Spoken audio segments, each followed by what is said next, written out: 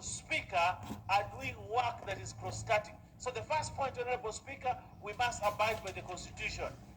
In Schedule 14, Schedule 4 of the Constitution, where should they lie? Should they lie within the national government or the county governments? Honorable Speaker, there has been the argument by governors, for which I support to some extent, because governors have been setting regional blocks which require money so that they can do the functions of the county government.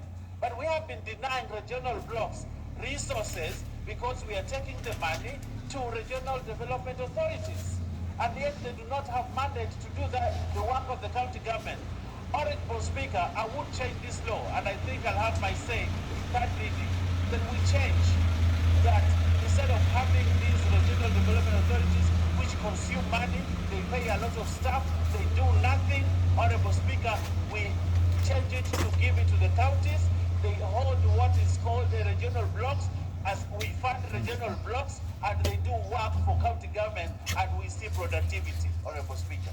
Some of these regional development blocks, authorities, Honorable Speaker, receive a lot of money from donors. In the case of Coast Development Authority, it has received millions of shillings from the Italian government. But what was it that we see? We see them sitting, they divide the tenders among their colleagues, they divide them among their families, and at the end of the day, the coast people have never benefited from the Coast Development Authority because there is no structure to govern them. Even the minister at the top, the regional development minister, has no say completely under this regional development because they are like parastatals, and yet they are not parastatals. But they consume a lot of money from national government and give no result. So, Honorable Speaker, I would like to see either we strengthen them to take care of counties or we strengthen them to take care of national government. But it will give us an opportunity to send even more money and development to counties if we allow these regional development authorities to be what is now the economic blocks that we have. We have Jumuiya counties of one in the coast. We have the Lake Basin, the Lake Regional, the Lake, not Lake Basin authorities, the authority, the block which brings the counties at the Lake region, where you have Nyamira, you have Homa Bay, you have Kericho, you have all those. You know, that block, we give it money. But Lake Basin Development Authority is doing work which the governors should be doing. You know, so there's a conflict in law, Honorable Speaker. And I just hope my friend, the chairperson who is here, takes cognizance of this fact so that we reform regional development. But they must choose where they must belong. They cannot be a cow and be a goat at the same time. They have to choose who they want to be so that we get benefit for the money that we put. Secondly, Honorable Speaker, we need to align also them to the Mwongozo. You know, I think they have many board members. How do you bring a board member to Coast Development Authority and give a membership to someone who has never been to the coast, who understands nothing about the coast region, but he's a member of Coast Development Authority? He's a board member, but he doesn't know anything about coast. How does he sit down to decide development issues for a region he understands nothing about? How do you bring a person from the coast to the Lake Basin Regional Authority to discuss issues of the lake where he understands nothing about? There's a point of order there.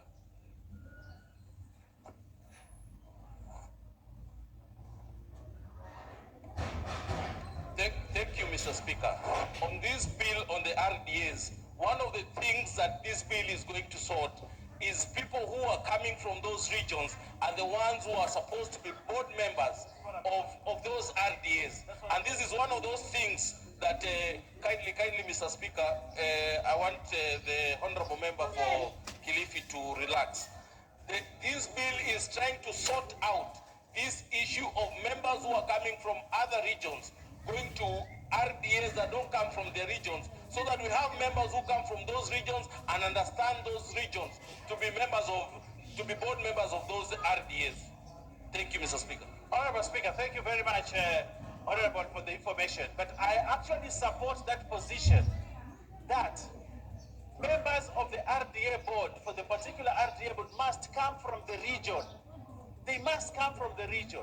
You cannot bring people from other regions to come and sit in council for a board in a region where those people don't understand anything. So, Honorable Speaker, I concur with the Honorable Papa Jafo on this matter, that we must have members of the board from those regions. Honorable Speaker, point of order, as I conclude, leader, just take your seat. There's a very serious interest in your speak here.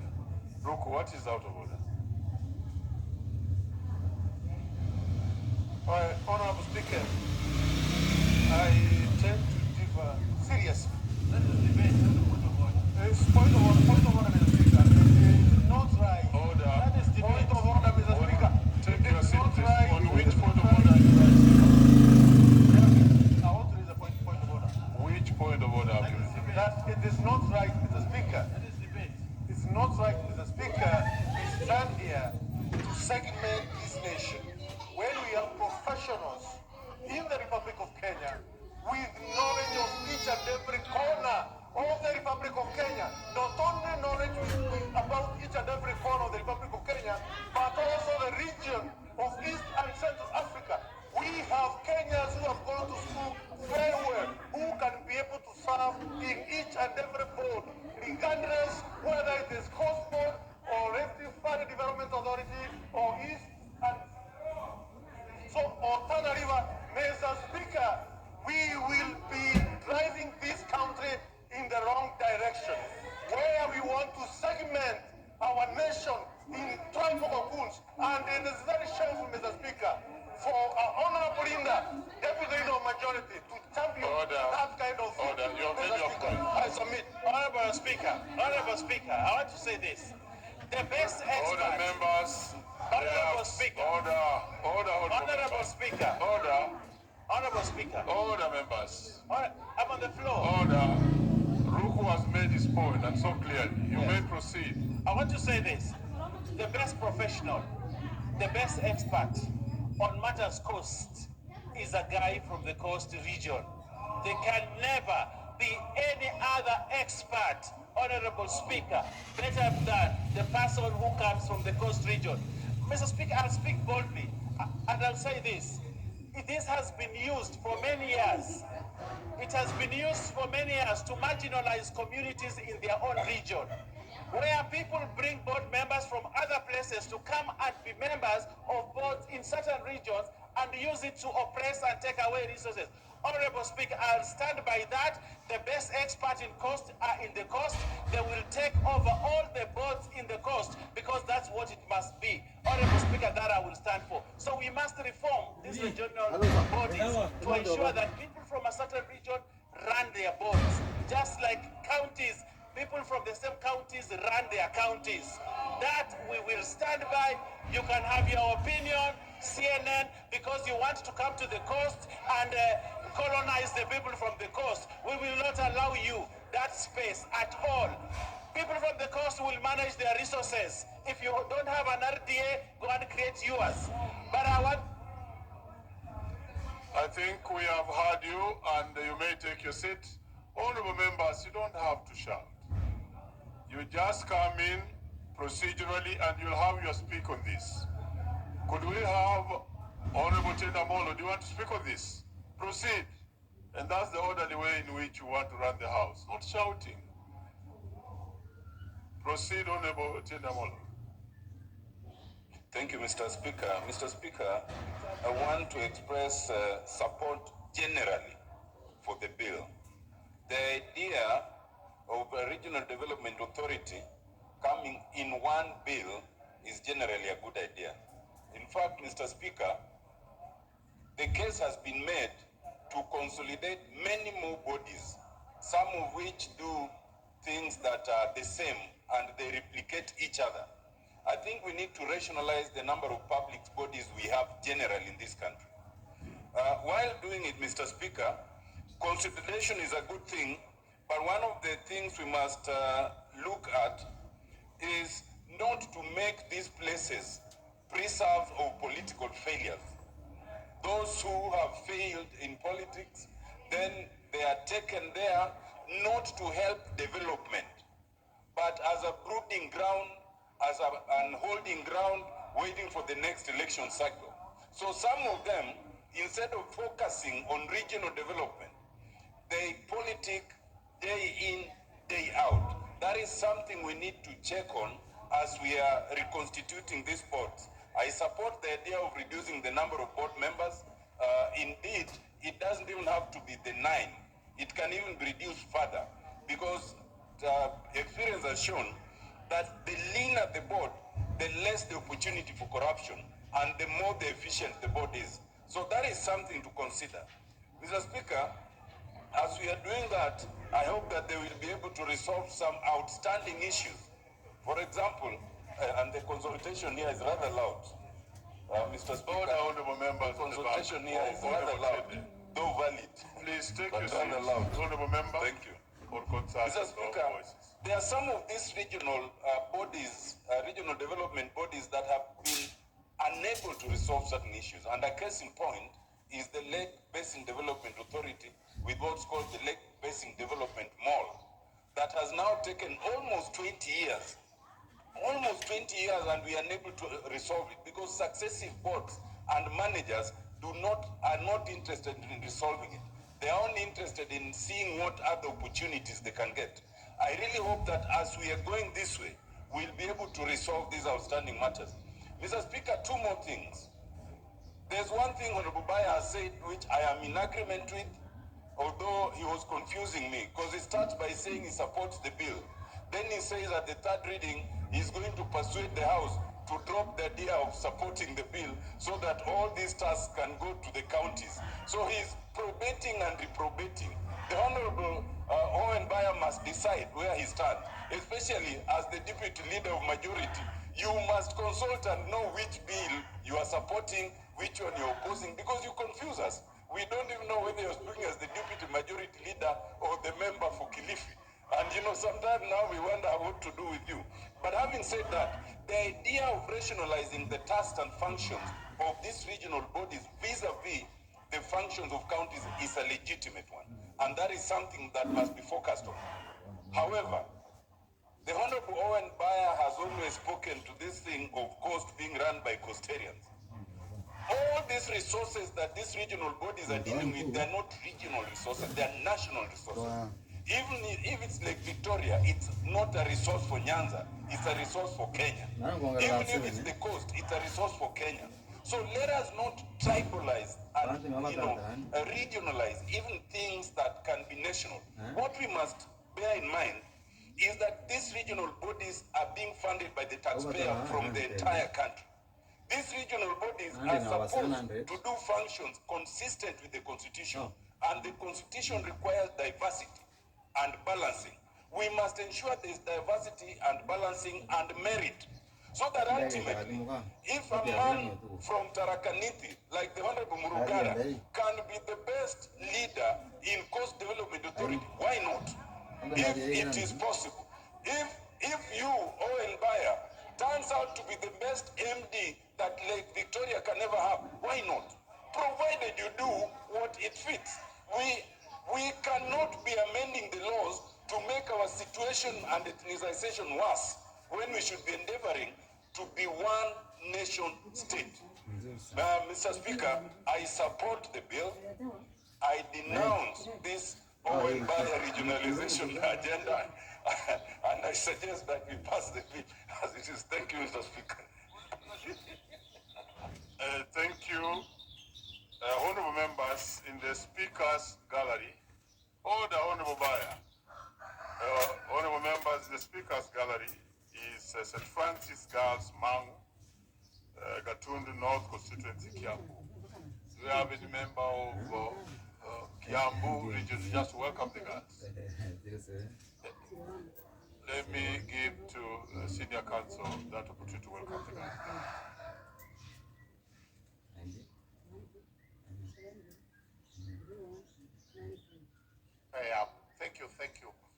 Thank you very much, Honorable Speaker. Allow me kindly to welcome the St. Francis Mangu girls to the National Assembly. It's a school I remember very well when I did my O-levels at Mangu High School. we used to visit St. Francis Girls at Mango. Therefore, I remember their school with nostalgia because it was part of the development as we grew up.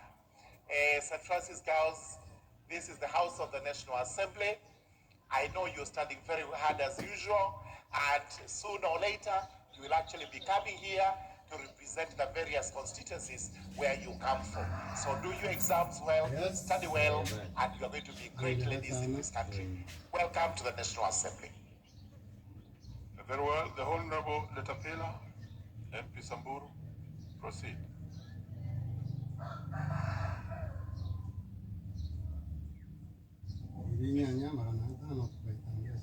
Thank you, Mr. Speaker. I rise to support the bill on regional authorities. I am a member of the committee, and I would like to say from the onset that, in my opinion, the regional authorities have been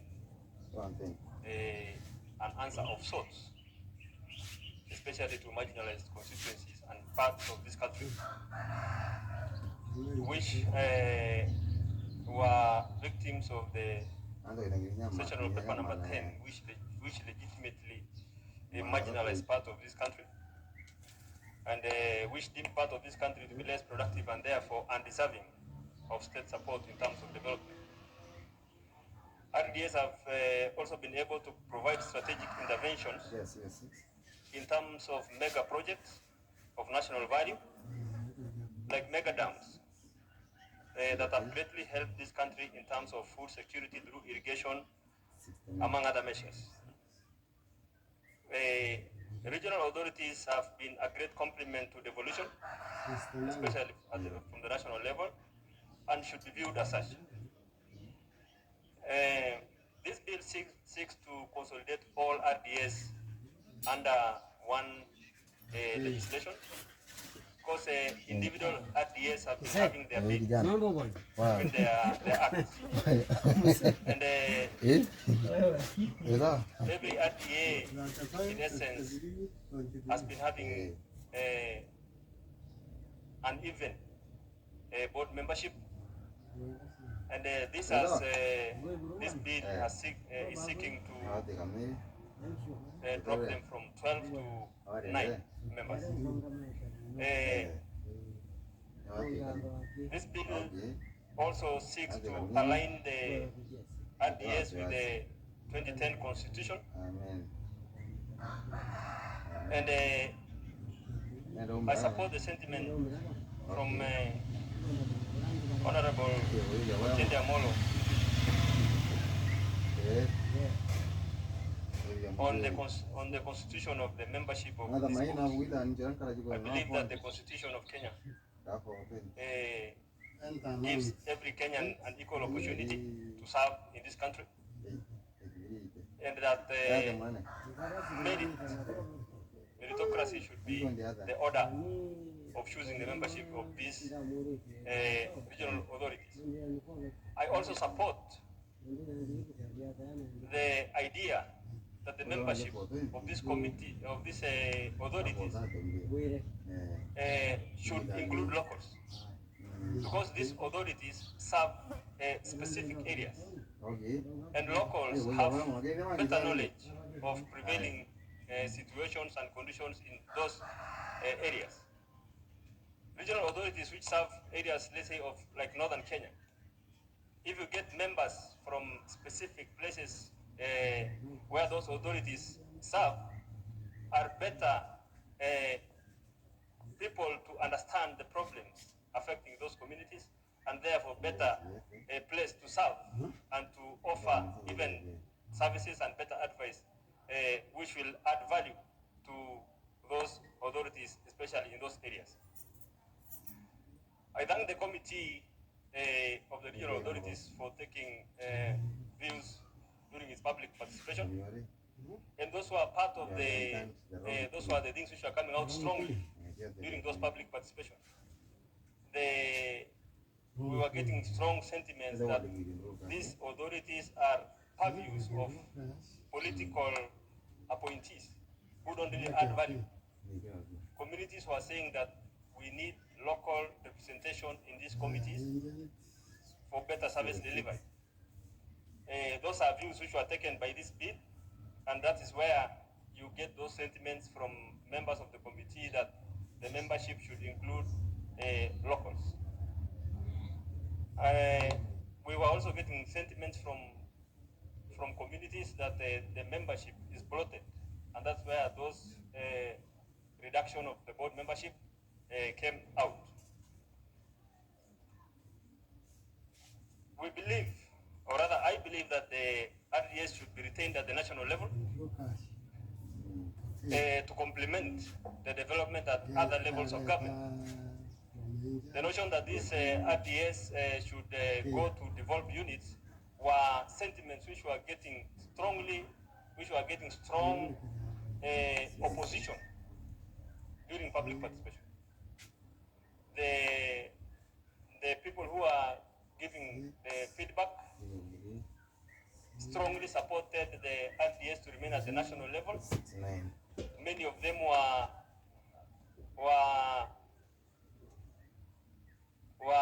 viewing the RDS the same way they are viewing CDF developments at the constituency level. They're saying they are seeing more impact, they're getting more value for their money from this RDS. And I support the notion that the RDS should remain at the national level and shouldn't go to the devolved units, unlike what the leader of majority was saying. And I support Honorable Tiende Omoro there. The leader of majority confused all of us because we didn't know whether he was supporting the bill or opposing the bill. Because if he had gone through the bill properly, he would have read and understood what I'm saying as a member of this committee. Thank you, Mr. Speaker. That's my submission. The leader, you should take your place. You know, every member is having a comment on your earlier statement. Next to speak on this is veteran MP Adan Kenan.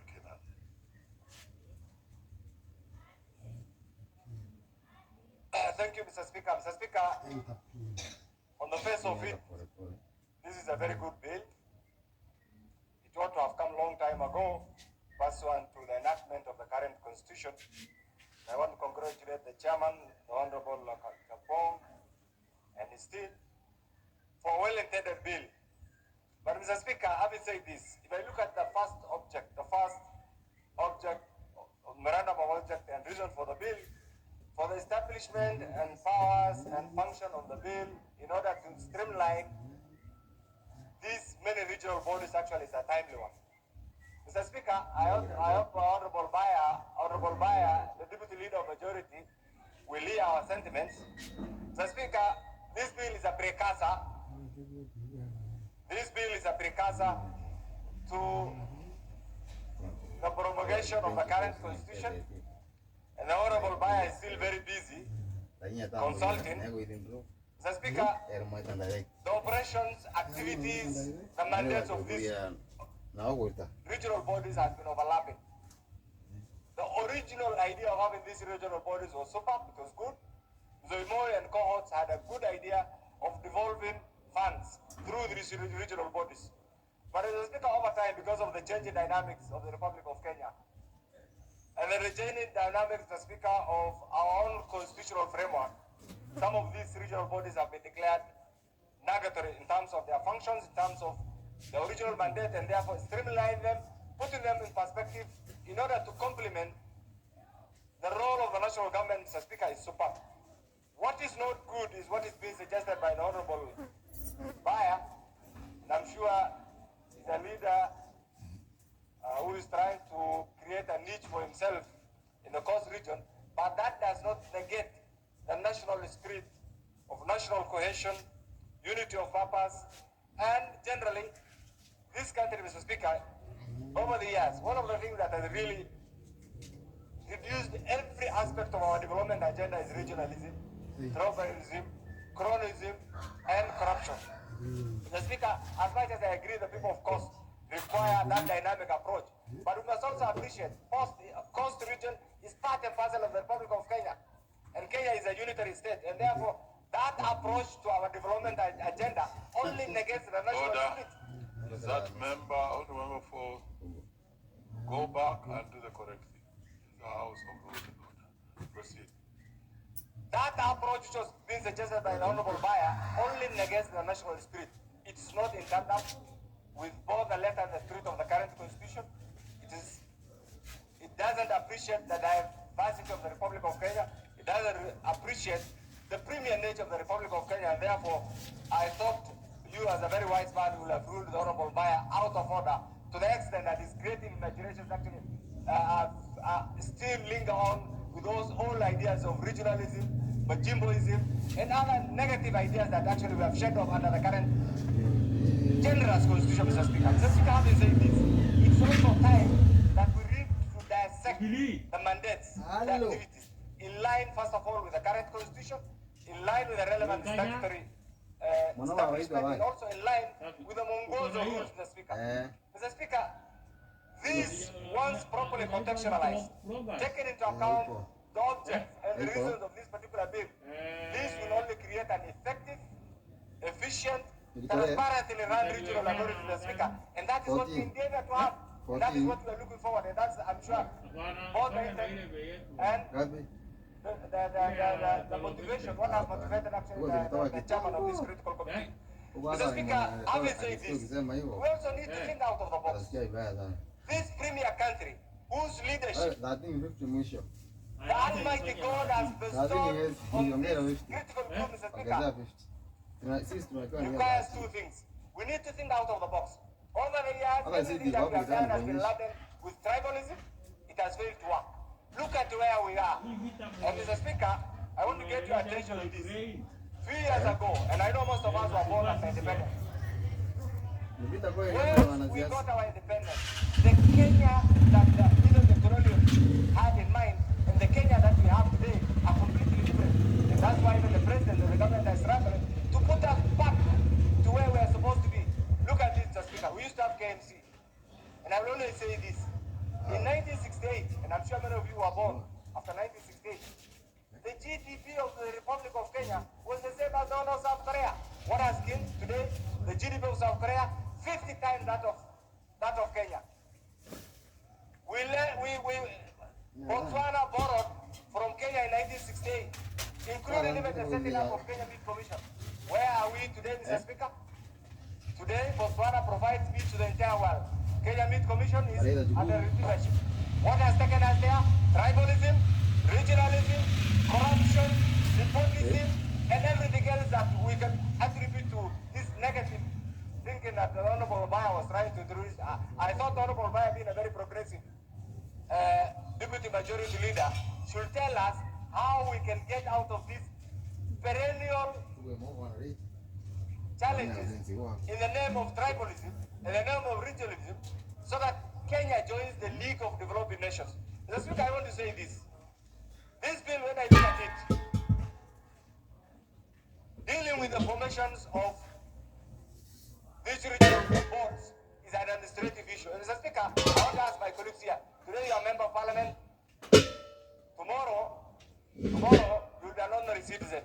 And therefore, as we do this, we should legislate for posterity, not having a particular issue, a particular season in mind. And that is why the collective thought of this particular group, I can see our SG of the Northern Kenya Parliamentary Group is a member of, I'm told you are a member of this committee. And this is good. And these are the things that we need to address. We need to have the entity that deals with Northern Kenya, Wasanyuro, function efficiently, effectively, so that they have one of the best MDs. But because of structural challenges, that organization cannot work, Mr. Speaker. And this is some of the things that the bill attempts to cure. And I want to commend the committee. In conclusion, Mr. Speaker, there comes a time, as Professor Johnson said,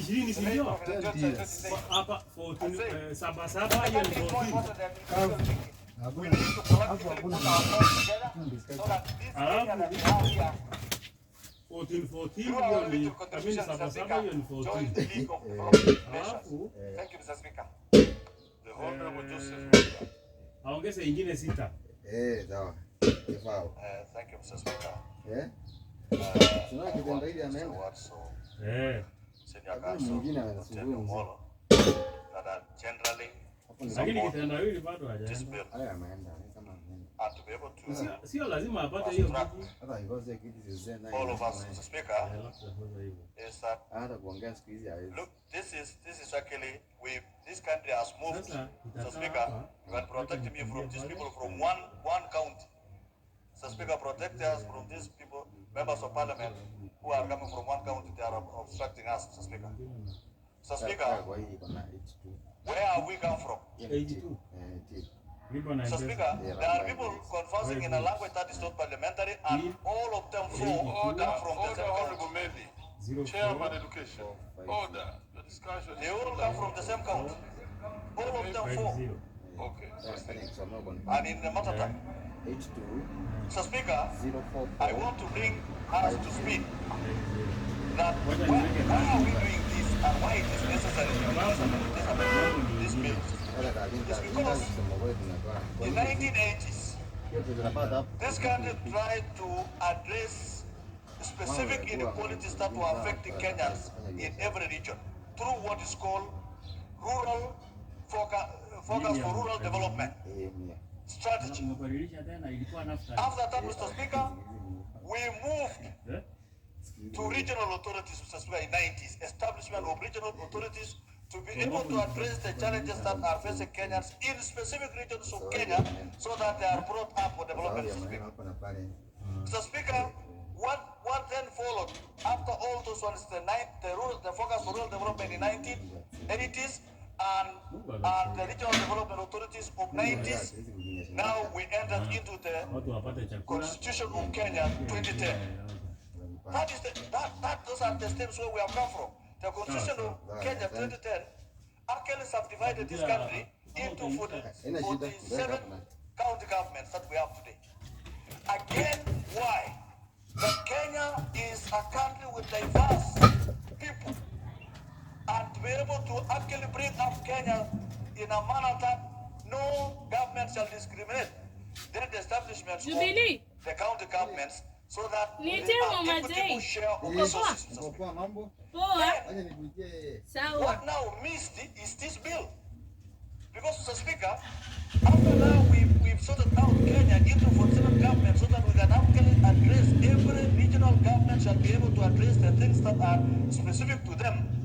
Then we did not touch the regional authorities because now there are functions that are county government, there are functions that are national government which are run by the regional authorities.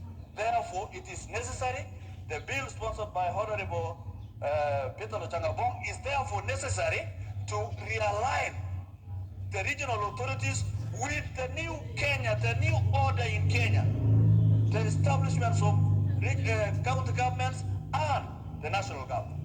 So, Speaker, and that is why there is a fourth schedule, that there are things that are specific to be done by the county governments, and there are things that are specific for national government.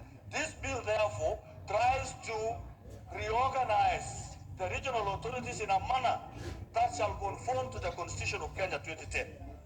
Mr. Speaker, why it is necessary to do these reforms, Mr. Speaker, some of these authorities have become obsolete in terms of performance because they are run by regional kingpins who have lost elections, Mr. Speaker, and breeding corruption in those particular institutions, Mr. Speaker. This is why this bill is necessary because under this bill it will be able to sort very specific things that can be done by the county governments using the regional authority and those things that can be done by us at the national government. And therefore, resources will follow functions, Mr. Speaker. Mr. Speaker, we have one, for example, the Kerio Valley Development Authority. Mr. Speaker, the bigger vision of the Kerio Valley, for example, I'm just using an example where I belong, Mr. Speaker, was actually to bring up development in the Kerio Valley region to the level that are enjoyed by others.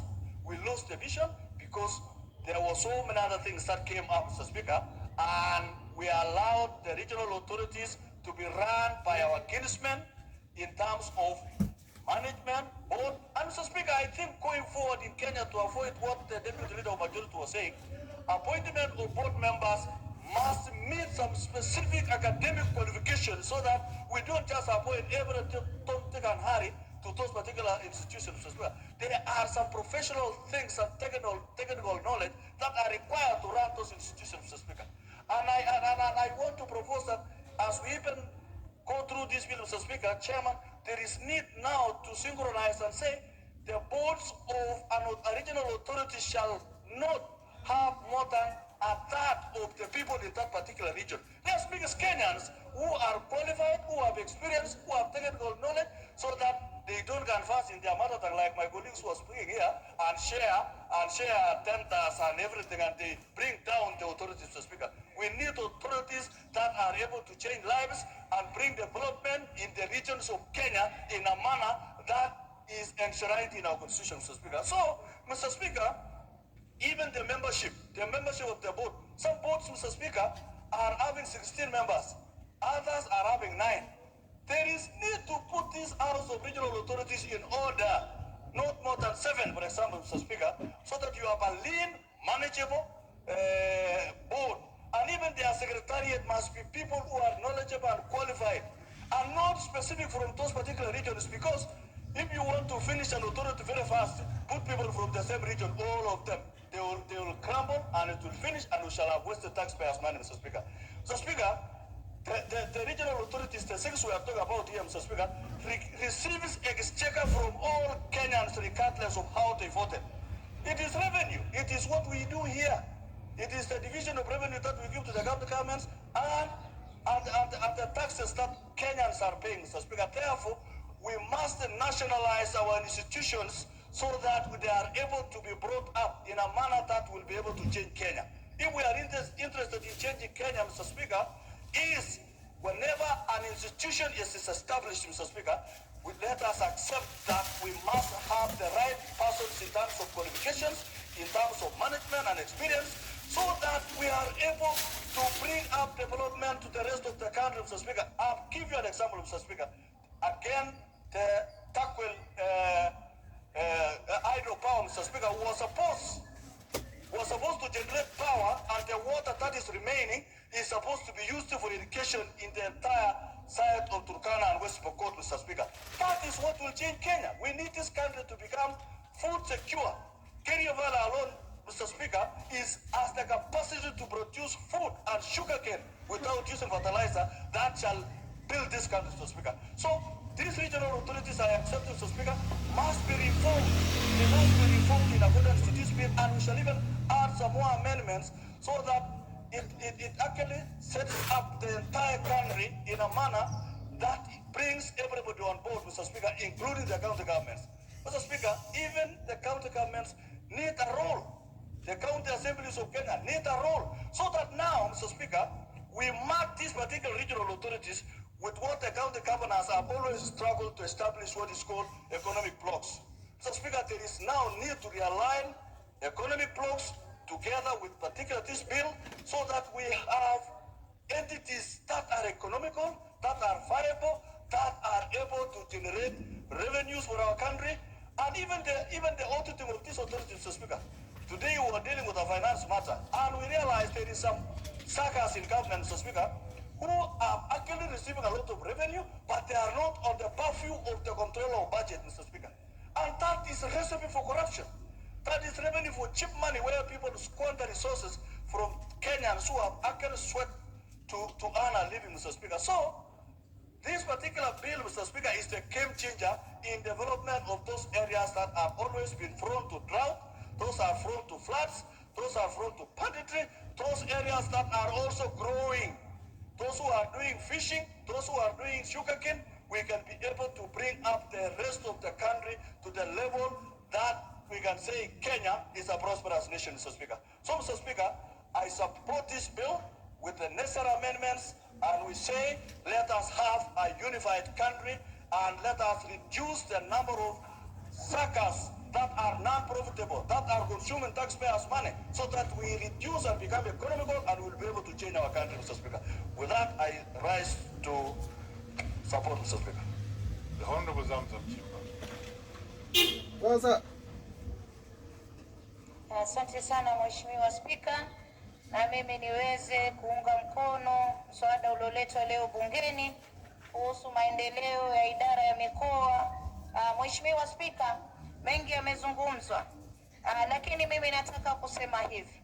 Licha ya kuwa tunataka maendeleo yaweze kuonekana katika mikoa yetu na katika idara ya mikoa, Mheshimiwa Spika, pia niweze kuelezea kuwa na nasikia wenzangu hapa wakizungumza mambo ya ukabila, mambo sijui ya nini. Serikali hii ilileta ugatuzi katika katiba yetu ili watu waweze kufaidi kutokana na rasilimali zao. Mheshimiwa Spika, Mheshimiwa Spika, hapa katika bunge hili tunashuhudia unafiki mkubwa sana, kwa sababu Mheshimiwa Spika, watu wengi ambao wako katika jamii ambazo ni ndogo ndogo, Mheshimiwa Spika, hawajaweza kufaidika kisawasawa kutokana na rasilimali zao, Mheshimiwa Spika.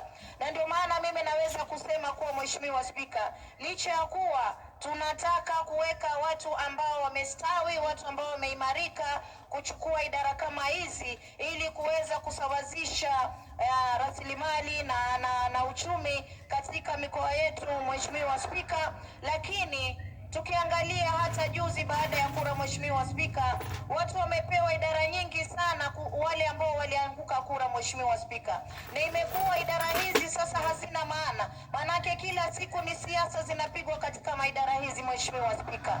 Hata ukienda kutafuta usaidizi unaambiwa wewe ulikuwa chama fulani, hapa kuna chama fulani, hapa kuna hivi. Mheshimiwa Spika, wale walioanguka kura wajifunze kuja kurudi kutafuta wakati mwingine, Mheshimiwa Spika, sio kuwa walimbikizwe kwa wananchi katika maidara ambapo unapata hata hujui kazi yao wanafanya nini, Mheshimiwa Spika. Na licha ya kuwa tunataka wale ambao wamebobea katika kufanya shughuli katika idara hizi, Mheshimiwa Spika, lakini pia tuheshimu ugatuzi. Tukipewa pia watu ambao wanatoka sehemu zile, Mheshimiwa Spika, wanaelewa vizuri jiografia ya sehemu ile, wanaelewa vizuri cultures na tradition ya sehemu zile, wanaelewa vizuri matatizo ya wananchi wa pale, Mheshimiwa Spika. Na kwa hiyo tukipata watu ambao wametoka sehemu zile lakini ni wale ambao wamebobea, yani professionals, itatusaidia sana, Mheshimiwa Spika. Mheshimiwa Spika, nimesikia mbunge mmoja akisema tuache mambo ya ukabila na nini, na mimi nataka niseme hivi, Mheshimiwa Spika, tumeshuhudia ukabila mwingi sana wakati wa kura, wakati wa kutafuta kura, na hii imeshuhudiwa katika nyanja zote, Mheshimiwa Spika. Isiwe katika maendeleo watu wakiuliza haki zao wanalemezwa na ukabila, Mheshimiwa Spika. Sisi watu wa pwani tumefinywa sana, na ukiangalia idara nyingi katika pwani, Mheshimiwa Spika, hata pale port kazi zinaandikwa, ukiangalia msururu ule ulioandikwa kazi, watoto wetu hawamo, Mheshimiwa Spika. Na ndio maana utaona mbunge kama huyo ndugu yangu Owen Baya ana ule uchungu ambao wa pwani tunasikia. Tunasema hivi, hatutetei ukabila, lakini tunasema mtu mcheza kwao na mtu akiwa kwao upate kile cha kwao. Mheshimiwa Spika, sisi tukiomba kama wapwani tumefinywa sana, rasilimali zetu zinaenda sehemu zingine, na mimi nataka kusema kwetu tumekaribisha kila mtu, hatukatai, Mheshimiwa Spika, lakini idara hizi pia ambazo tumewapa mamlaka watu kutoka sehemu zingine za Kenya, ni haki wao kufanya kule kazi, lakini wasitufinye ikawa tunaona majina yanatoka kwingine wanaofaidi ni wa sehemu ambazo zinafaidi sana, na sisi wapwani tunabaki nyuma, Mheshimiwa Spika. Na ndio maana wengi wamemtafsiri vibaya ndugu yangu Owen Baya, ni ile uchungu anayojua sisi wapwani tunafuatia, Mheshimiwa Spika. Sisi tunataka mtu akipewa idara katika pengine kule port, angalie watoto wa kipwani. Ndio hapa hii 70% inavyosemwa na constitution, mimi naiangalia, ama nitaenda kuchukua kina mafulani kutoka kwetu nyumbani ndio waje wapewe kazi pale, Mheshimiwa Spika. Kwa mfano mdogo, Mheshimiwa Spika, chakula sisi kama wabunge wa pwani tuliweza kuapply kule katika asali chakula cha kupatia wale watu wetu ambao wana njaa. Mheshimiwa Spika, inatamautisha hata wale viongozi wa dini, mashehe wetu wamekwenda kuulizia, kwa sababu ni haki yao toka kila mwaka, na wanajua wale wanyonge katika jamii wanaweza kupewa hichi chakula, Mheshimiwa Spika. Walivyokwenda katika idara fulani, Mheshimiwa Spika, kwenda kuuliza, wakaambiwa hichi chakula kitapewa mtu fulani ambaye ni wa chama fulani, ndio ambaye atakisambaza kaunti nzima. Mheshimiwa Spika, rasilimali zetu zisifanyiwe siasa. Hii ndio maana unaona hata ndugu yangu Owen Baya amekuwa mkali, kwa sababu mambo mengi yanafanywa kumfinya watu wengine, Mheshimiwa Spika. Kama sisi sote tunafuata sheria ya Kenya, katika mambo ya idara ya mikoa, basi tuangalie kuwa kila mmoja, kila Mkenya anapata haki yake kulingana na katiba. Mheshimiwa Spika, haiwezekani chakula kwa mfano kimetoka kule katika idara ya asali kikija Mombasa, unaambiwa nyinyi mashekha mwezi kuchukua chakula, kitachukuliwa na mbunge fulani ndio ambaye atasambaza kaunti nzima. Chakula hicho si cha kufanyiwa siasa, Mheshimiwa Spika, na mimi leo napinga hapa vikali nikisema, wabunge wenzangu, tuangalie, ukishachaguliwa katika kiti usianze kufinya wananchi. Una vitu vingi ambavyo uweza kuwafanyia wananchi, lakini mambo ambayo yanahusiana na taifa nzima, yanahusiana na kila Mkenya, wewe lazima uangalie kuwa yule mwenye idara amepewa mamlaka ya kuangalia kila mmoja bila kuangalia chama, kabila na rangi, Mheshimiwa Spika. Na ndio maana leo sisi kama Wapwani tunasema tumefinyika sana. Sisi idara nyingi watoto wetu wamesoma Mheshimiwa Spika, hatuwaoni kule sehemu zingine wala hatuwaoni nyumbani. Ikiwa kama mgao wa idara tofauti unatokea mambo ya kazi, professionalism, Mheshimiwa, na sisi pia tuna watoto wetu wamesoma. Kama watapelekwa kwa majani chai tuwaone wako kule, tutashukuru. Wale wakija kwetu tutapokea, lakini sio kule kwao wanachukua kila kitu na kwetu pia wanabakura kila kitu. Mheshimiwa Spika, huo ndio uchungu ambayo umeona ndugu yangu Owen Baya akisema, na sisi tunasema wengi wape, usipowapa watajichukulia. Mheshimiwa Spika, itafika wakati sisi tutaanza kubisha kila mlango, tuangalie na statistics na data zinaonyesha vipi. Ikiwa Mpwani katika idara fulani ambayo iko nyumbani ameachwa nyuma, basi itabidi na sisi pia lazima tuingilie kati, tuangalie tunarekebisha vipi. Mheshimiwa Spika, licha ya hayo yote, Mheshimiwa Spika, hii bill ni nzuri sana, itaweza kuleta maendeleo mazuri, licha ya kuwa tunajua counties wanafanya kazi zao na hawa ambao ni regional wenye idara kutoka kila mikoa wana kazi zao. Sisi tunawapa nguvu, isipokuwa Mheshimiwa Spika, wengine hujazana kwenye maofisi, hujui wanafanya kazi gani. Na sisi tunataka kusema hivi, uchumi uko mbaya. Hii mishahara ya kudondoa kila mahali kupatia watu wengi ambao hatuoni kazi yao, Mheshimiwa Spika, hiyo ndio tunasema ipunguzwe idadi, tupate mtu ambaye aweza kufanya kazi kwa ustadi, mtu ambaye anaeleweka vizuri na uweledi wa kufanya kazi, awezi kufanya hata kama ni watu 6 badala ya 11, Mheshimiwa Spika, ama 7 kama ilivyokuwa zamani. Pia Mheshimiwa Spika, sisi tutashukuru sana Mheshimiwa Spika. Kama mama Mombasa, naunga mswada huu, ila nasema urekebishwe uweza kugusa kila jamii ya taifa hili, na ugatuzi pia uheshimike ndani ya mamlaka haya. Watu waangalie kuwa wenye mji, wenye mtaa, wenye nchi pia wanapata vipi haki zao, Mheshimiwa Spika. Kwa hiyo naunga. Asante sana Mheshimiwa Spika. Asante sana. Kwa mara ya kwanza nimepata jambo ambalo limewaunganisha wewe na Owen Baya. Next to speak on this is the Honorable Ikiri Mugambi. I want to thank you, Mr. Speaker, for this opportunity. Indeed, this is a key bill in this House. Mr. Speaker, the regional development authorities have a history. But Mr. Speaker, times are changing. The way we used to see regional development is no longer valid because there are so many things that have changed. Mr. Speaker, time has come to review the operations of this regional development. Mr. Speaker, some of these regional development authorities were formed because of what was being seen as marginalization of certain areas of this country. Mr. Speaker, there are some counties or regions then which were not endowed economically. Mr. Speaker, there was need to uplift the standard of the economies of these regions, hence the creation of regional development authorities. Mr. Speaker, in terms of marginalization, there are some sections of this country which were never covered by these regional development authorities. Mr. Speaker, others were merged together For example, the Lake Basin Development Authority. You find it is covering a very wide area of Western Kenya and Nyanza. Mr. Speaker, these organizations at one point lost focus on what they intended to do. Mr. Speaker, time has come to review what is called the marginalization criteria in this country.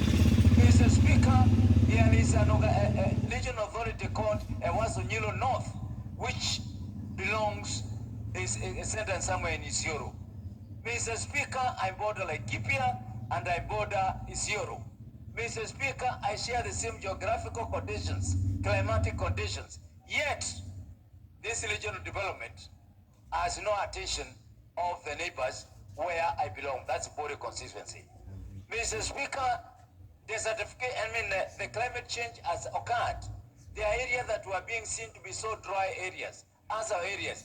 We have some other parts of central Kenya and eastern Kenya which need not be also managed and given the benefit of regional development authorities. Mr. Speaker, there is now need to bring focus into the mandate of these regional development authorities. Mr. Speaker, many of them focused on water. Many of them focused on irrigation. Many of them focused on limited activities in as far as education is concerned, and even security. Mr. Speaker, we need to review the mandate of some of these regional development authorities because of the new constitution. The counties have assumed some of the responsibilities that these regional authorities are performing. The national government is still focusing on ensuring there is even distribution of resources in this country. And that is why I am really a student of the better plan, the bottom economic transformation agenda. Mr. Speaker, these regional development authorities must be aligned to the better plan. And this is the bill that is showing sign that we need to rewrite that. Mr. Speaker, we need to install professionalism in running of affairs of our authorities in this country. I agree with all the members of parliament who have said what we need in all these authorities and organizations in this country is professionalism. It doesn't matter where you come from. Mr. Speaker, if Amero can go and say Coast Province, that's what the deputy majority leader need to embrace. It's not saying that somebody from Coast is being marginalized. How long are they going to climb marginalization? For 60 years they are climbing marginalization. We cannot cause depression to one region forever. No, we must learn to speak the truth. There is a lot of money which has been pumped in the Coast and Northeastern. And it is common sense. So we can't be claiming marginalization 60 years down the line. That is the wrong concept. Every Kenyan has a right. Every Kenyan has an opportunity to do what is supposed to be done. Mr. Speaker, there is no point of wonder when you speak the truth. And when the truth is known, we give the point of order, Honorable Owen Baya. Just listen to... Honorable Speaker, the Honorable Ndikiri, in spite his grey hair, lacks facts in what he's saying. It is factual that the Coast region has been underserved for many years, for the 60 years that he's talking about. It is factual that the most poor regions in this country are in the coast. Coast Development Authority was set up by the late Karisa Maitha in this parliament to mitigate against underserving the populace in the coast. And therefore, Coast Development Authority was set just for that purpose, to mitigate underdevelopment. So the Honorable Ndikiri is to look at facts. Facts are in the standing orders. It is factual that underdevelopment has been there for the last 60 years. So stick to facts. Very well, Coast has been underserved. So do not paint a picture which does not exist. It is facts. This parliament needs facts and correct it. Honorable Baya. Mr. Speaker, thank you very much. As I said, you cannot deny the truth. There is no facts. And according to you, let's not play politics on this. We are dealing with a very serious matter. In fact, before we proceed, Honorable Baya should have actually produced the facts. Yes, but correct. While proceed. Let him tell the fact, because You know, a kid cannot continue crying forever. No, we must be serious. We must live what we are preaching. Fire is part of the better program of this country. And he cannot play a game negativity. No, that is wrong. And he has been advised by senior counsel, my brother Amolo. If you you can't take the advice of anybody else, please take the advice of senior counsel Amolo. He has gray hair like me, and that's where you draw wisdom. Mr. Speaker, there's a lot of spending of money with his organizations. And Mr. Speaker, where the we are appropriating money to the national, the regional organizations, then we must have a national outlook. Mr. Speaker, time has come. We either say these are regional organizations, authorities that are funded by the checker appropriation through National Assembly, or we transfer their functions to the counties. And therefore, we also increase the funding of the counties so that they can perform the same functions. Mr. Speaker, it is very important for this country to go back again. We must review, because there are some counties which are not covered by this properly by these organizations. The Tana and Earth River, they cover very limited areas of Meru County, where I come from, and specifically Buri constituency. It is not under any of these authorities. Yet I share the same geographical conditions with Laikipia and Isiolo. Meaning, as we push through these authorities, we must ensure all the areas that have similar climatical and weather conditions, they are lumped up together. And therefore, I'll ask the drafters and the proposers of this bill, we must now reorganize and see the areas of coverage. Because if you don't do that, we will only be discriminating against the traditional known counties. Mr. Speaker, I join the other members and say time has come for us not to start going backward, but to move forward. I therefore support this bill. The Honorable Jackson Kosgei. Thank you, Mr. Speaker.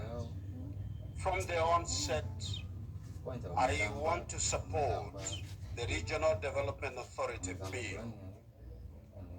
It has been said, Mr. Speaker, that purpose dictates priority. The regional development authorities were created and tasked with a unique mandate in the progression and development of our country in trying to fulfill the agenda of developing Kenya in a uniform way. About 40 years ago, the regimes that followed, there was some concern. Some regions have not been developed, and it looked like the development agenda of 1965 would not meet it and would not help them. So these regional bodies and authorities were created to mitigate on this, like one of our colleague mentioned a while ago. Mr. Speaker, they were mandated to initiate, to implement, and an integrated multi-purpose programs and projects for a sustainable utilization of resources found in regional areas of our country. Mr. Speaker, it has served to a certain extent, and I think with the advent of the implementation of our constitution through the two-tier system of government, which has now improved the very intention that was developed at that time, there is need to reform these bodies in order to meet the same demands. We cannot, there is a saying from where I come from by elders, that you cannot take a shelter under a tree while it is sunshine, and when you get the overall shade, you cut it down. The only thing we can do to these authorities is to reform them. Let us reform them. Now, we want to understand the concerns by the majority leader, deputy majority leader, when he mentioned about the people from Coast. We really appreciate the participation by Coastalians from 1963. It has produced some of the best politicians in this country who have served this nation with distinction. They have produced technocrats and bureaucrats who have served this country. At one point, we had the aid of public service coming from the coast. And really marginalization of coast, northern areas and other places is what we as a people of Kenya discovered that the session of paper number 10 could not serve. So as we correct it, let us do it without putting the country into silos, but maintain nationalization of our projects. In conclusion, Mr. Speaker, I join my colleagues by saying our reformation must address harmonization of these particular authorities with the concept that is rising in the economic blocks of our counties, because counties are spread along the same regions. We need also to align it with our constitution. And we do so with that appreciation, because these authorities, it was supposed to foster an integrated, sustainable economic development, and by empowering the communities that hosted it. It has to do so as it were before, without looking like we are balkanizing the country. We must encourage nationalization of our focus in terms of developing our nation. With that, Mr. Speaker, I support this bill and congratulate the chair, Lord Chakabong, for leading his committee and bringing this particular bill. I support, Mr. Speaker. Thank you. The Honorable Japheth.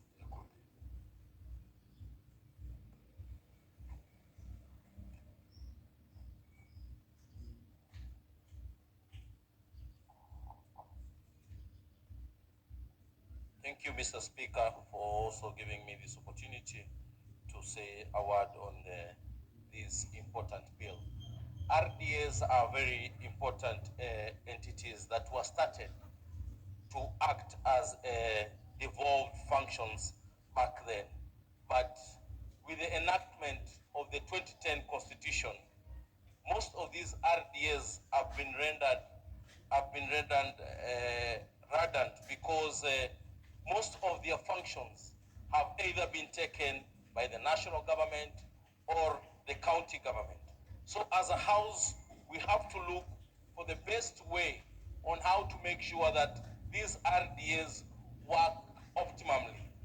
A good example is the Lake Basin Authority, whereby the Lake Basin Authority gets about 200, 300 million per financial year. You find that this money goes into paying recurrent expenditure and personal emolument. So the employees who work there, they do not have work to do. You find them the whole year, they're just seated in the offices doing nothing. We need to look for a way that these RDAs, either they be amalgamated or this honorable house decides and we put enough money and resources to these RDAs so that they can be able to work efficiently, because we cannot have employees in offices who are doing nothing. These employees are people who are qualified, who need to be on the ground doing work for Kenyans, not just in the offices, seated there doing a lot of nothing. So I propose and I support this bill that there has to be a way of making sure that the county governments and the national government cooperate with the RDAs. A good example, if we find out that most of these RDAs have done maybe balls or have done markets, but maintaining, once they have done these markets or balls, they go and these balls, once they need maintenance, there is nobody to maintain them. We have to look for a way, once these boreholes have been done, they either be taken back to the national government, to the county government, so that the county government can be able to maintain them as days goes by. So I want to support this bill, and I also want to support, Honorable Speaker, the standardization of the board members. Having 9 board members is very, very important, because you find other RDAs that have 12 members, others have 7 members. We have to look for a way of making sure that these board members, these RDAs have a certain number of board members, which we've decided is 9.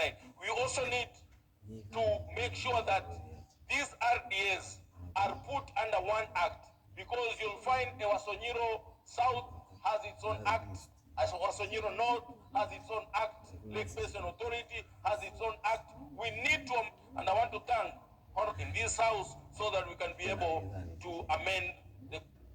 I also want to support Honorable Owen Baya partially.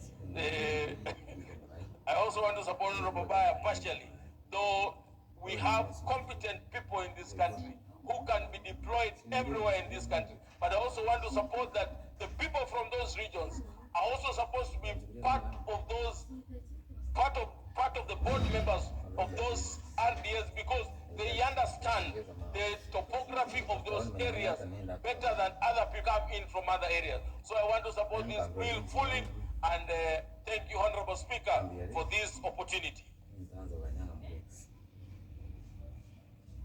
The Honorable Suzanne.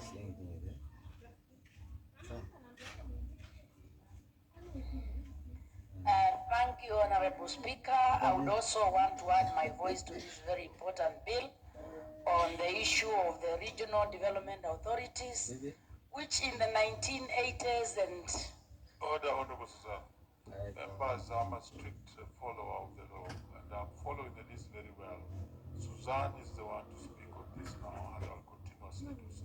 So just key in the card, and I will do exactly that. Proceed, Honorable Member. Thank you, Honorable Speaker. I said the regional development authorities have played a very key role in transforming Kenya in the 1980s and the 90s. And that was before the pre-devolution period. But as we look, Honorable Speaker, on most of these authorities, with the changing context, where counties and national government have very clear outlined roles they have to play in facilitating development in this area, I find it very difficult to explain some of the roles of some of these development authorities. Because some of the development authorities, you even find that they are poorly resourced. The only budget they have is for salaries. Then most times I'm left wondering, are we paying people just to have them get salaries? Didn't these authorities have a clear mandate of what they should have? Like, for example, I'm having in mind very key authorities like the Tada and the Tana River, which have a very big mandate, especially when we observe, Honorable Speaker, that they operate in most marginal areas. But when you look at the budgets, most of them do not have budgets except recurring expenditure. Is there any need to give authorities that have outgrown their usefulness? I am of the view that some of these authorities need to be closed down if we can't fund them. Because I think when we have structures of governance and management, it is basically not to give people salaries, but it should be aimed as meeting a purpose that will actually drive this country to a higher level. But when we have authorities that have just been reduced to bodies to give salaries and the people to have sitting allowances, I think as a country, we are actually missing a point on that. Nevertheless, I've heard the argument that these regional authorities sometimes they lack the expertise because people want them to have people from their own area. while we appreciate board members in these regional authorities from local area, I think we'll be very retrogressive if as Kenyans we start looking ourselves in very localized very localized village-like thinking. No wonder our politics are also going in that direction, because nowadays you listen to arguments and most of these arguments resort into very tribal village argument. And I think that sometimes is very demeaning for a national assembly that is supposed to drive the country to the next level. I'm of the opinion that if these bodies need to have representatives from the local area to give some context.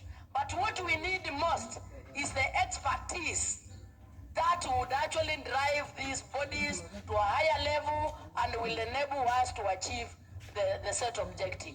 Honorable Speaker, while I thank the Member of Parliament for this particular important motion, I think the bill also needs quite a number of amendments, because I don't see the meaning of having bodies to take away the work of the county government.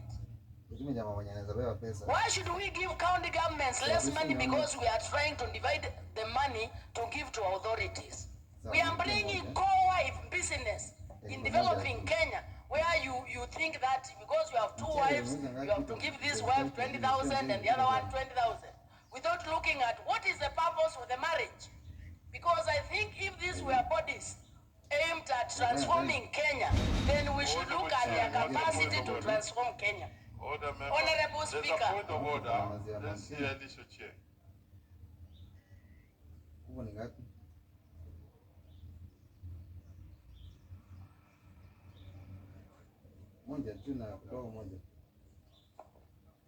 Mr. Speaker, I'm amazed that the honorable member can make inference on a very serious debate touching on development to compare it to a wife and a husband, to spouses in distributing resources.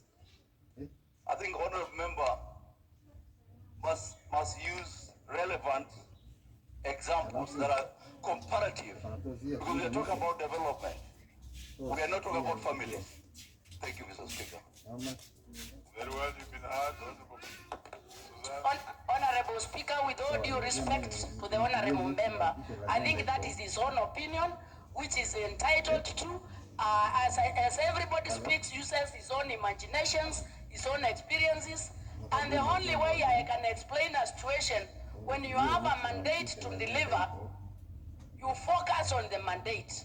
Structures are only useful if they are enabling you to deliver the mandate in a most efficient and effective way. And all what I'm saying, as a country, we cannot be dividing money as you would cut 2 wives. We must put our money to structures that deliver what we want. And in this particular concern, I think counties, where the work of any authority falls in the county, I think that authority becomes obsolete. Because we cannot have counties who have the capacity to deliver that, and then we continue funding other agencies that are not adding value. My honorable Speaker, I think sometimes as legislators we are very polite. But I think when it comes to economic development, I think we need to critically look at the issues and actually support where change can actually come in this particular country. While I support this bill, I support with amendments. We cannot make our regional bodies be boards, be of regional villagers. I have nothing wrong with villagers, but I think we need to have the expertise required, and if we do that, we would actually take this country to another level. And I'm of the opinion, actually, almost a half of these regional bodies are absolute. When you have Tanadhi and then you have Aditina, and you have almost even regional bodies that are duplicating their own service, in addition to a county that has a function of delivering water. Sincerely, Honorable Speaker, I don't think that is fair to this particular country. And I think we should look at our structures and have structures that can actually deliver the mandate that our constitution has given us. Otherwise, thank you. I support with amendments. Very well. I think the Honorable Peter, this is your bill, so you can't speak on this. The Honorable Meli is not in the House. So the Honorable Jen Kian should speak on this. What's your point of order, Leader, before we have Jen Kian speak? You know, Honorable Speaker, I was listening to the Honorable Suzanne. You know, I like her. She's already down. Yes, order, yes. But I just like order, to, order, you know, order. I was... Order, Leader. Earlier on.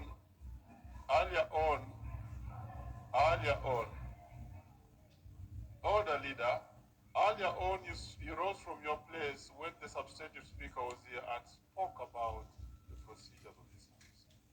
And that's what you must respect. Honorable Kiara, proceed.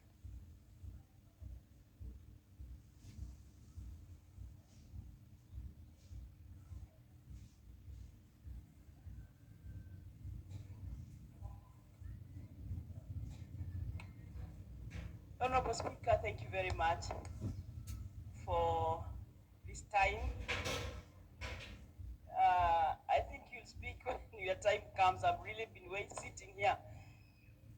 I am going to be very short, Mr. Speaker, in supporting this bill because it's an important bill.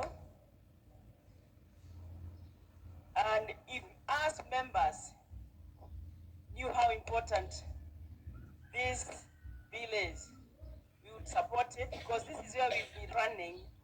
The way you run to ministries to look for projects, you'll be running to this authority. However, Mr. Speaker, I agree most of it is to realign it to the Constitution, streamlining those many laws so that it's well structured and it will be easier to oversight the authorities.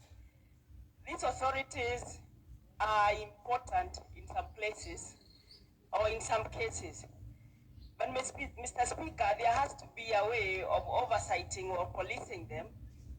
And why I say this, in my first term in Parliament, there was a project, a dam project that was supposed to be sunk in Longonot. Mr. Speaker, I know money was paid, but there was nothing, not even a drop of water that was found in Longonot.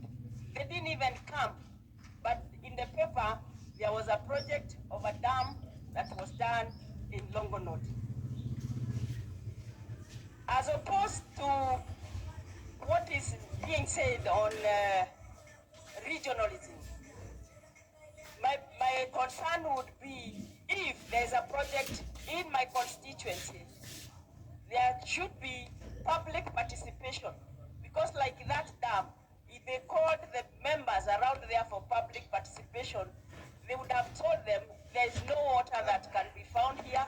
Even if you dug how deep, it will never come because there is no stream, there was nothing. So actually that project was just to consume money. So there has to be a way of public participation. Mr. Speaker, most of the monies to these development authorities, we know it comes from donors.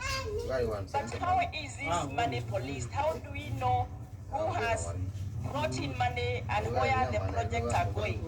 I know most of the functions also are cut across the counties, just like it has been said. Mr. Speaker, I may not be able to say that money should go or this project should go to counties because even the counties are not able to know exactly what happens or how they choose their projects. So really it is, let it be at national level, let it be policed so that there has to be in the regulations a way, Mr. Speaker, how it should be policed. We know it has been like apparently in our region we are supposed to be South Development Authority, which has his office in I think in Narok. Mr. Speaker, we have not seen anything, even in the larger Naivasha where I was representing. I've never seen a project by Wasenyiro South Authority. Reducing board members, that's fine. We are trying to reduce spending, Mr. Speaker. But as opposed to say that the membership of boards must be regional, I think we need experts. If you have a dam where you need engineers, the engineer, we have said in the constitution, and it is what we believe in, that is a Kenyan must be allowed to work in every corner of this country. I think that should be the reason. There should not be a reason to deny somebody chances. Mr. Speaker, there need to be a lot of reforms, but I would not call for disbandment of the authority, but I would say it needs a lot of reforms so that it serves Kenyans and also gives us a chance to know exactly what is happening where, what money has come from where, because it's just so amorphous. We know there is an authority somewhere, and there is an executive officer, there is a board, and then that. What is it that these authorities are doing? So as we support, because I'm supporting, I'm saying I think a lot needs to be done so that it is vibrant, and we know the way we know the Ministry of Education, what they are doing. Can we know what this authority is doing in Kenya? I thank you, Mr. Speaker. The Honorable Ochanda. Thank you, Mr. Speaker. Mr. Speaker, the bill is attempting to do one of the things that actually is not declaring, trying to sanitize the regional authorities. In my view, these regional authorities, they could be having roles, they could be important, but where we are in this time and space, their time is gone. All the things that they've been listed to be doing have been listed to other authorities. And for sure, the constitution of this country knows only two authorities. Either you are a county authority or you are a national authority. There's nowhere else where another authority is recognized in the constitution. So we must recognize that as this parliament, that we must place the regional authorities where they belong. And they don't belong into where they are somewhere between counties and national governments. That is not right. Mr. Speaker, I think the best that we can do with the regional authorities is not to sanitize them in this arrangement, is to place them where we now have what we call county economic blocks. County economic blocks. They can be very well be secretariats of county economic blocks. You go to the lake area, instead of having Lake Basin Development Authority, all the way covering from Mount Elgon to, let's say, to Bomet, we get a secretariat of those county blocks to be in charge of things that cut across those counties. Because the commonalities and those things that appear to be region specific, that would be much more useful than having an authority, which in first place we are saying is illegal. The next level is duplicating. Duplicating in the sense that all that they do, what should a regional authority do in beekeeping? You go to Rift Valley, Area Development Authority, one of the things that they do is to keep bees. You go to Lake Basin, one of the things they do is to keep bees. Why bees? Why should a local authority, this kind of regional authority, do that? You go to the Lake Basin, they are keeping fish. And where is fish in the Constitution? Where are bees in the Constitution? So in my view, Mr. Speaker. Yes, Honorable Chanda, let's hear this point of order from the Honorable. You know, he's my neighbor, something. So I'm just wondering what's the problem with fish. I mean, Lake Victoria, developments in Lake Victoria and fish, that's the area. So I don't know what's out of order about them keeping fish and bees. In any case, bees bring honey and honey sweet. You don't like sweet things. Very well, Honorable Chanda. No, my neighbor is right. And this is exactly what I was indicating. Fish spreads all the way from Busia to Migori. So if we want an authority that's supposed to handle all these economic issues touch across our counties. The best authorities to do that are these things that we call regional authorities. In my view, we need to restructure them. Rather than having them as independent entities, which are legally not recognized anywhere properly, then we recommend them to the regional county economic blocks, where they can do these roles that cut across counties. You know, as of now, counties have very big problems in doing things that cut across themselves. There's a big problem in terms of how Busia and Siaya, who are neighbors, are supposed to relate. Those things are there in law, but they have difficulties in implementing these things. So those areas where counties have difficulties in implementing services or activities or resources that are supposed to be cutting across the regions, these should be the authorities, in my view, that should be taking care of that kind of an arrangement, Mr. Speaker. If we go that route, then there's need, and we can see that regional authorities can have something to do. But if we go the route that we are trying to go in terms of merging them together, giving them roles that are already given to other authorities, and placing resources in them, the same resources are required with the other authorities, then, Mr. Speaker, we are not doing the right thing. And we really need to look at this and think again. Thank you, Mr. Speaker. Very well. The Honorable Ibrahim Sani. Thank you, Mr. Speaker. Quite often than not, we always take pride in being under the tutelage of a very pragmatic and progressive constitution of 2010. This bill, in a big way, I feel contradicts the spirit and the principles of the same constitution. I rightly agree with my predecessor in contributing to what really is regional. We only have two regional entities, and that is the national level, the national tier, and the county tier. We have 47 county governments, and these should be the bodies that should steer our country towards economic and other developmental frontiers.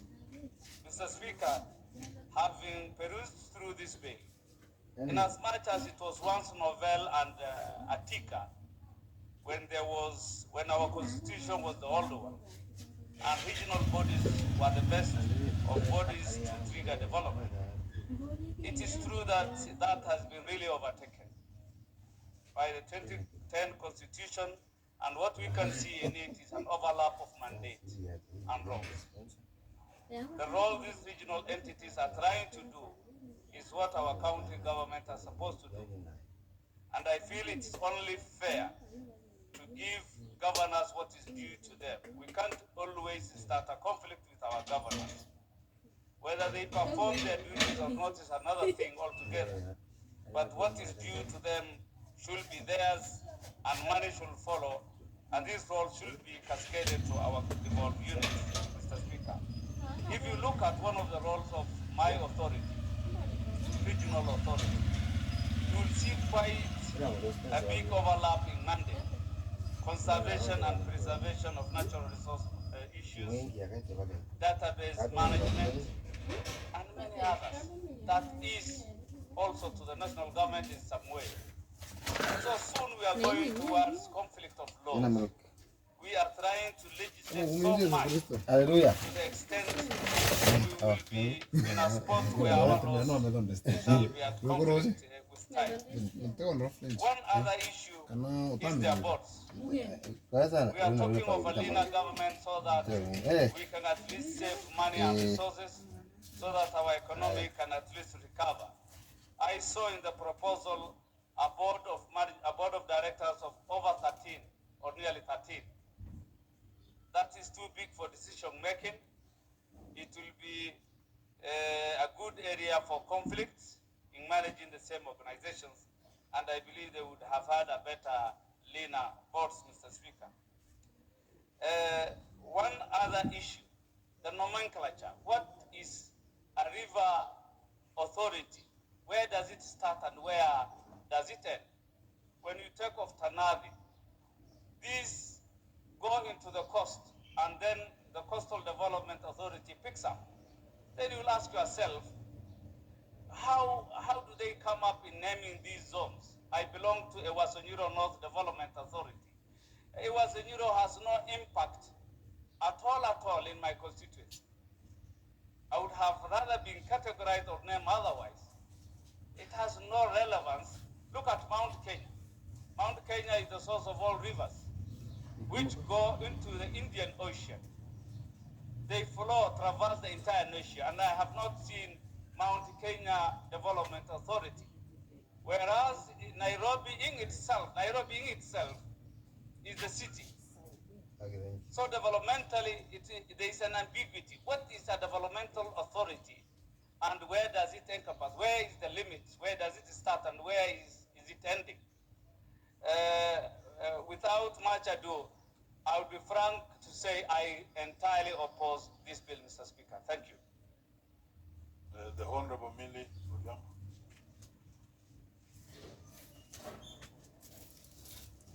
Thank you, Mr. Speaker, for giving me this opportunity. Mr. Speaker, I wish to indicate that I support with amendments.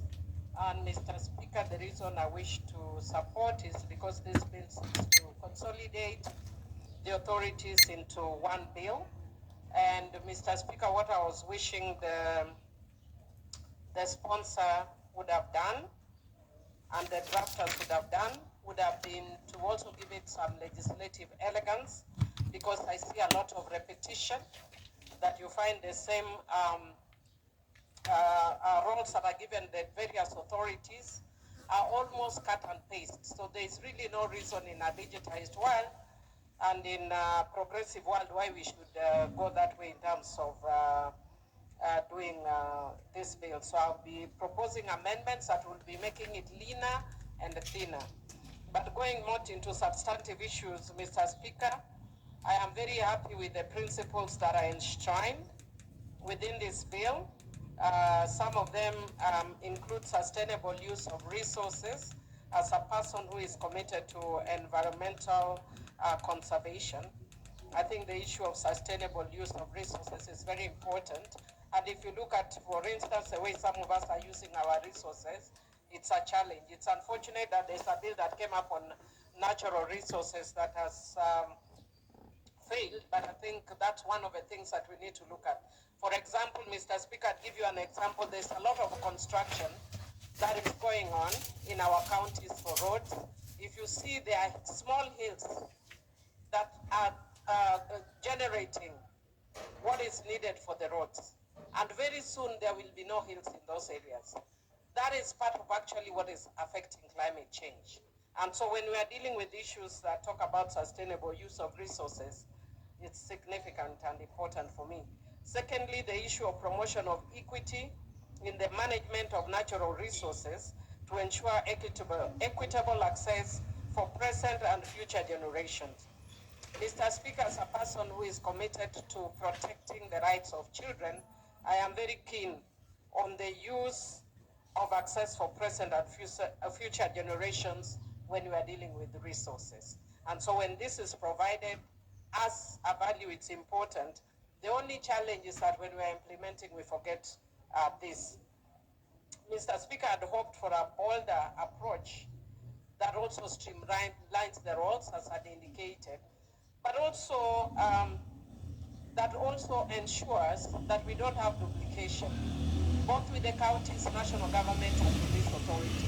Mr. Speaker, a lot of members have spoken to it, but one of the things I've learned, having been in this parliament for a long time, is that when we have multiple bodies doing the same thing, they actually, one of them or all of them, become cash cows. And that is why even when parliament tries to streamline, you get a lot of resistance, because you will be killing somebody's way of earning money. But I wish we were bolder as a house and sometimes just take the bull by the horns and kill some of these authorities and give the counties greater mandates. But because I know we are not bold as a house, I will propose amendments that will allow the ones who want to steal, because I'm not ESCC.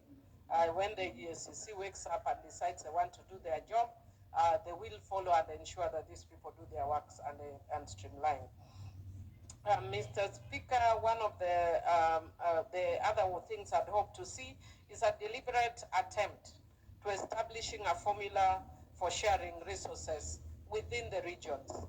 so that even when you find that one of the authorities is working within the region and has different regions, how do you ensure that within that region there is equity? I support the inclusion of gender, youth, marginalized community in the management units of the bodies. And I want to somehow agree with Honorable Bayer, and at the same time also agree with the member that that he was raising a point of order for. That yes, we must remember marginalized communities. Coming from a marginalized community myself, Mr. Speaker, I speak to it. I know a lot of people don't consider the low community a marginalized community because of our resilience. We are strong, we work hard, we fight hard, and we do not appear as marginalized.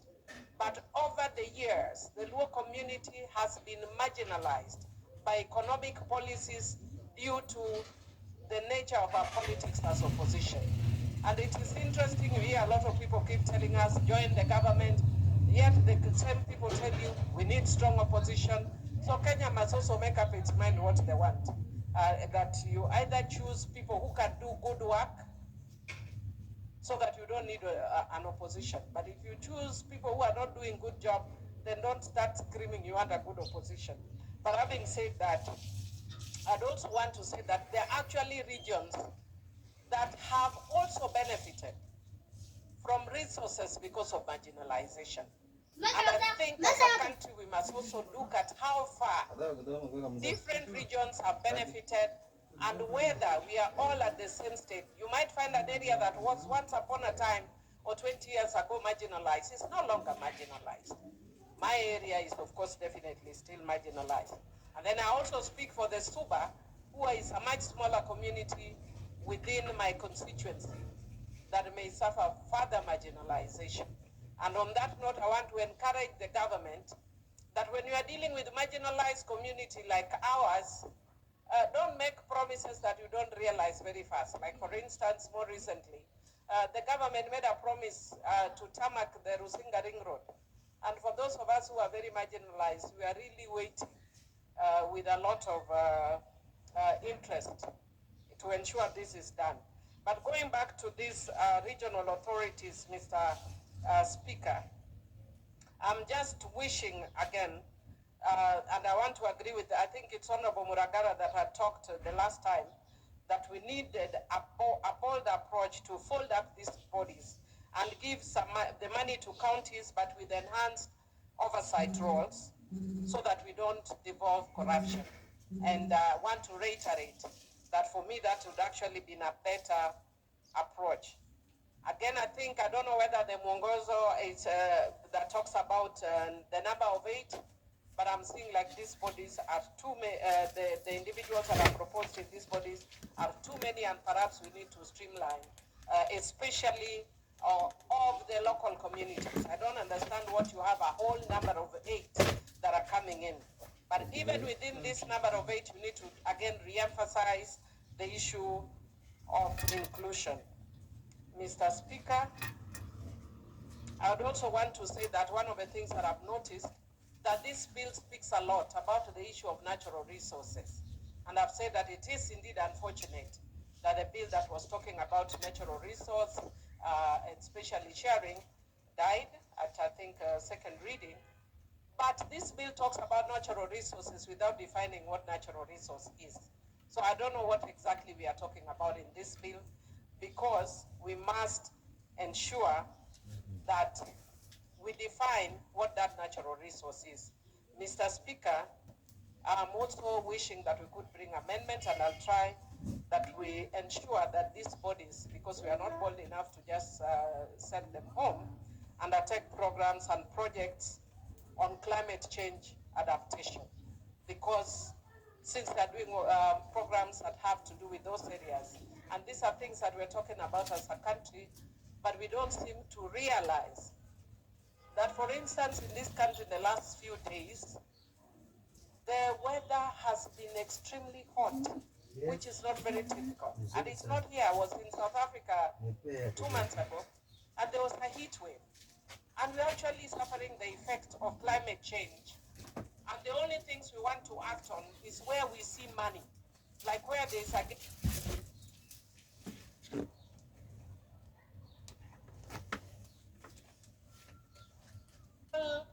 low-hanging fruits that we can deal with at individual levels, at leadership levels, at community levels, to ensure that we deal with these issues. Mr. Speaker, I want to complete because I see that my time is up. Mr. Speaker, I don't know if you can just give me 1 minute to conclude. No, the interests are overwhelming. It's okay then. With those few remarks, I support with proposed amendments. The Honorable Speaker. Thank you, Honorable Speaker. Honorable Speaker, I support this bill. As said by my earlier speaker, I was also pleased that we will also propose an amendment. Honorable Speaker, this bill is quite good, but I would like first of all to thank about the reason behind development authorities.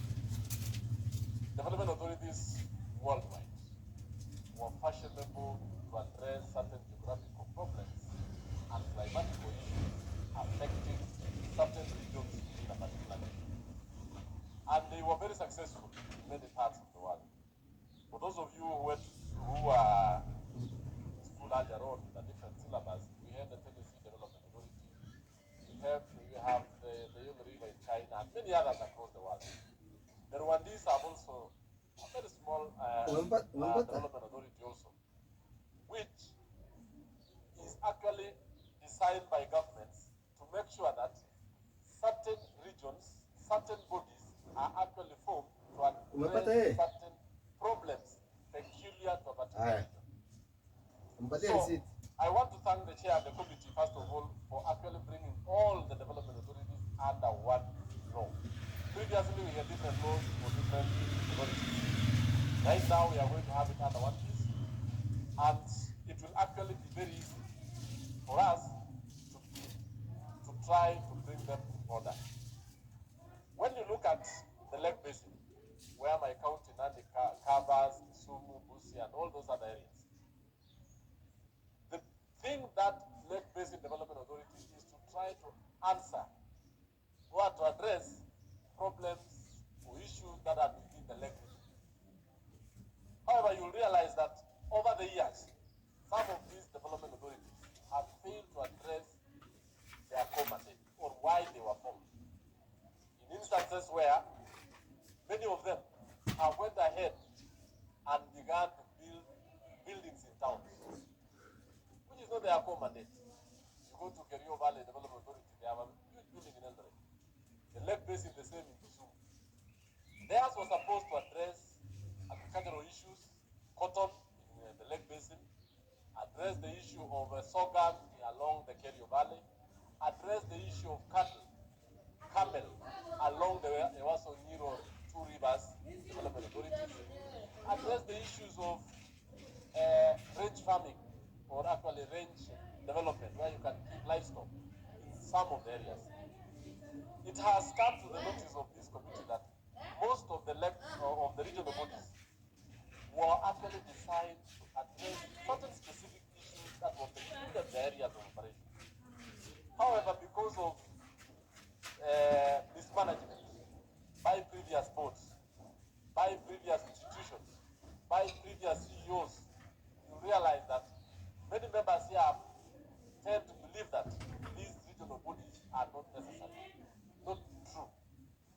It is upon this house to make sure that we sit down, develop a very clear mandate the way the committee has done, has specific roles played. Comes, for example, to the Kerio Valley and the Lake Basin and all these others. One of their mandates